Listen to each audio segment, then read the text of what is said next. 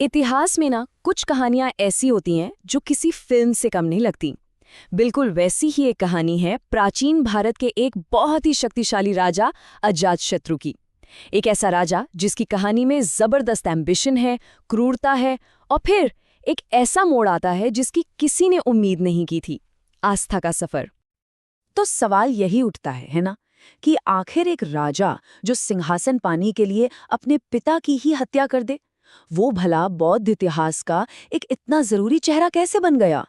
मतलब सोचिए, एक तरफ पितृ हत्या जैसा भयानक अपराध और दूसरी तरफ गौतम बुद्ध के सबसे बड़े समर्थकों में से एक। ये तो बड़ी अजीब बात है।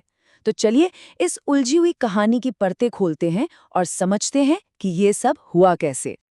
तो कहानी की शुरुआत होती है उस दौर के सबसे ताकतवर साम्राज्य मगध से। उस वक्त मगध पर राजा बिंबिसार का राज था। सब कुछ ठीक चल रहा था, लेकिन महल के अंदर ही एक और ताकत सिर उठा रही थी, और वो ताकत थी उनके अपने बेटे अजातशत्रु की आंखों में जलती सत्ता की आग। अब देखिए, बाप और बेटे के काम करने का तरीका ना बिल्कुल अलग था। राजा बिंबिसार वो बहुत डिप्लोमैटिक थे। उन्होंने स्ट्रेटेजिक शादियां करके गठबंधन बनाकर मगध को बढ़ाया। दूसरी तरफ उनका बेटा अजातशत्रु, उसकी परवरिश ही एक योद्धा की तरह हुई थी। बचपन से ही युद्ध, तीरंदाजी और राजकाज की ट्रेनिंग। तो जब बिंबिसार ने पास के अमीर राज्य अंग को जीता, तो उन्होंने अपने बेटे को वहां का गवर्नर बना दिया। और ये कोई छोटी बात नहीं थी, क्योंकि अंग उस समय अपने व्यापार की वजह से बहुत ही अमीर और जरूरी प्रांत था। लेकिन कहते हैं ना कि जब एक बार ताकत का स्वाद लग जाए तो भूख और बढ़ जाती है। अंग का गवर्नर बनकर अजातशत्रु को असली पावर का अंदाजा हुआ। उसने देखा कि कैसे व्यापार से दौलत आती है, सेना बड़ी होती है, और बस उसके लिए एक प्रांत का गवर्नर बने रहना काफी नहीं था। उसकी नजरें तो पूरे मगध के सिंहासन पर थीं, और उस सिंहासन को पाने के लिए वो किसी भी हद से गुजरने को तैयार था। और यहीं से कहानी एक बहुत ही खौफनाक मोड़ लेती है। अजातशत्रु ने जो किया, उसने इतिहास को हमेशा के लिए बदल दिया।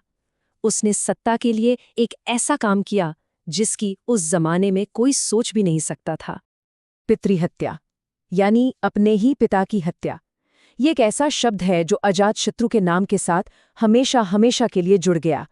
उसने वो गुनाह किया जिसे दुनिया का हर समाज सबसे बुरा, सबसे घिनौना मानता है। तो हुआ ये कि अपनी एम्बिशन में अंधा होकर अजातशत्रु ने अपने पिता राजा बिंबिसार को ही बंदी बना लिया, एक कालकोठरी में डाल दिया और खुद मगध के सिंहासन पर बैठ गया। कुछ ही समय बाद कैद में ही बिंबिसार की मौत हो गई। ये खबर सुनकर उनकी पत्नी, जो कोसल की राजकुमारी थी, वो ये सदमा बर्दाश्त नहीं कर पाईं और दुख में उनकी भी जान चली गई। तो सोचिए, एक झटके में अजातशत्रु के कारण उसके माता पिता दोनों की मौत हो गई, और यहीं से उसके पहले बड़े युद्ध की वजह भी तैयार हो गई। तो अब अजातशत्रु राजा बन चुका था, और उसने अपनी सारी ताकत अपने साम्राज्य को और बड़ा बनाने में झोंक दी। और उसने ये साबित कर दिया कि वो सिर्फ ताकतवर ही नहीं, बल्कि बहुत बहुत ही शातिर भी था। उसके राज में दो बहुत बड़ी लड़ाइयां हुई। पहली तो कोसल राज्य के खिलाफ, जिसका राजा पता है कौन था? उसका अपना मामा। हुआ ये कि जब अजातशत्रु की मां की मौत हुई, तो कोसल के राजा ने गुस्से में काशी शहर वापस ले लिया, जो उन्होंने अपनी बहन को दहेज में दिया था। बस अजातशत्रु को बहाना मिल गया और उसने कोसल पर हमला करके उसे जीत लिया। दूसरी और शायद सबसे मुश्किल लड़ाई थी वृज्जी संघ के खिलाफ। ये एक बहुत ताकतवर संघ था जिसका गंगा नदी के व्यापार पर पूरा कंट्रोल था। देखिए, वृज्जी कोई छोटा मोटा राज्य नहीं था। वो कई ताकतवर कबीलों का एक ग्रुप था, एक फेडरेशन। और उनकी सबसे बड़ी ताकत थी उनकी एकता। उनकी सेना जबरदस्त थी। अजातशत्रु को ये बात जल्दी ही समझ आ गई कि आमने सामने की लड़ाई में इनको हराना लगभग नामुमकिन है। तो फिर उसने क्या किया? उसने ताकत की जगह दिमाग का इस्तेमाल किया। अजातशत्रु का प्लान एकदम फिल्मी था, बहुत ही चालाकी भरा। उसने अपने एक भरोसेमंद मंत्री वस्कार को एक जासूस बनाकर वृज्जियों के बीच भेज दिया। वस्कार ने कई साल, जी हाँ, कई साल वहां गुजारे, उनका भरोसा जीता, और फिर धीरे धीरे उन सभी कबीलों के बीच फूट डालनी शुरू कर दी। झूठी खबरें फैलाईं, शक पैदा किया और उनकी एकता को अंदर से ही तोड़ दिया।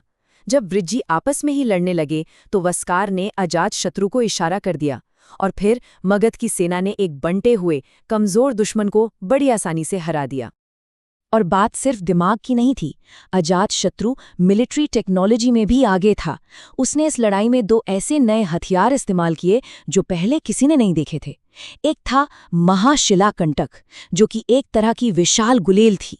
सोचिए, जो बड़े बड़े पत्थर फेंककर दुश्मन की सेना को तितर बितर कर देती थी। और दूसरा था रथमूसल, एक ऐसा रथ जिसमें तेज घूमने वाली गदाएं या तलवारें लगी होती थी, जो अपने रास्ते में आने वाले सैनिकों को काटता हुआ चला जाता था। इन हथियारों ने जीत को और भी आसान बना दिया।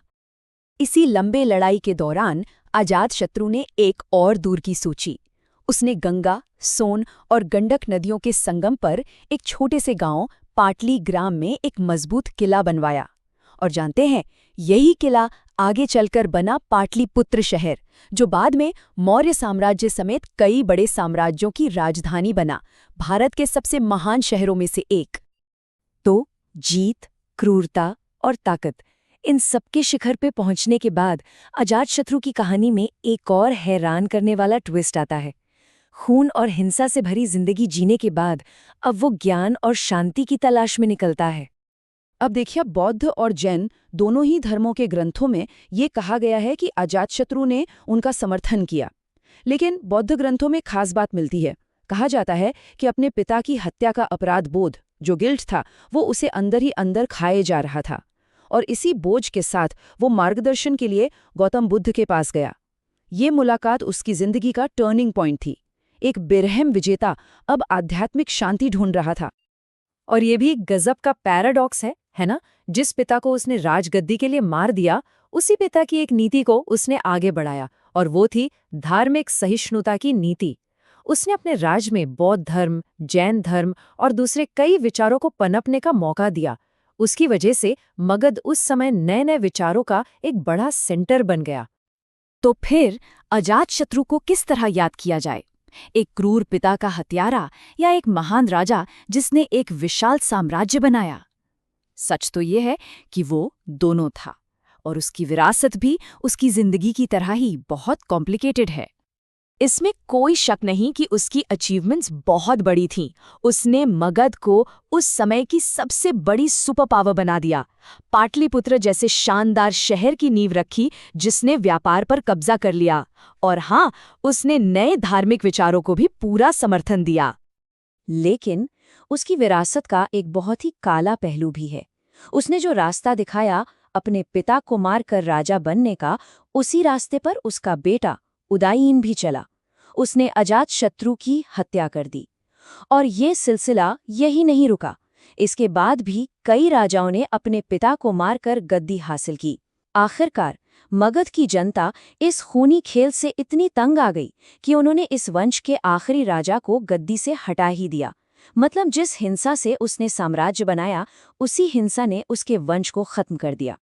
तो अजातशत्रु की कहानी हमें कुछ बहुत गहरे सवालों के साथ छोड़ जाती है। क्या कोई भी महान साम्राज्य बिना खून खराबे के बन सकता है? और क्या उस खून के दाग कभी धोए जा सकते हैं? ये कहानी हमें याद दिलाती है कि इतिहास में महानता और क्रूरता का चोली दामन का साथ रहा है, और एक राजा के फैसलों का असर आने वाली कई पीढ़ियों को भुगतना पड़ता है। ये एक ऐसी विरासत है जो आज भी हमें सोचने पर मजबूर करती है।